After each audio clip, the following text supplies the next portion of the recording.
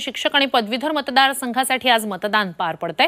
कोकण पदवीधर मतदारसंघाचे भाजपचे उमेदवार निरंजन डावखरे यांनी मतदानाचा हक्क बजावलेला आहे। त्यांची काँग्रेसचे रमेश कीर यांच्याशी थेट लढत होती। दरम्यान सातत्याने 12 वर्ष मी कामं केली आहेत, त्यामुळे निश्चितपणे मी हॅट्रिक करणार असा विजयाचा विश्वास डावखरेंनी व्यक्त केलाय।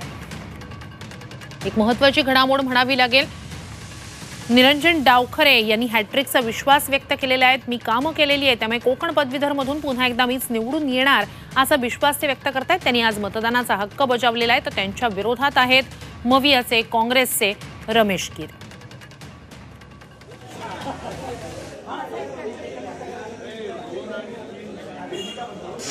काहीतरी करायचं, काहीतरी खोटं नाटक बोलायचं, खोटं बोल पण रेटून बोल हीच पद्धत चालू आहे। पण माझं कार्य आणि त्याचबरोबर जे विधायक कार्य या मतदारसंघामध्ये केलं आहे, त्याच्यामुळे निश्चितपणे मतदारांना या गोष्टीची सत्यता माहिती आहे। त्याचबरोबर महायुतीचा कार्यकर्ता जो सातत्याने झटतोय आणि लोकांपर्यंत पोहोचतोय, त्याच्यामुळे या मतदारसंघामध्ये हा महायुतीच्या उमेदवाराचा म्हणजे माझा विजय निश्चित आहे।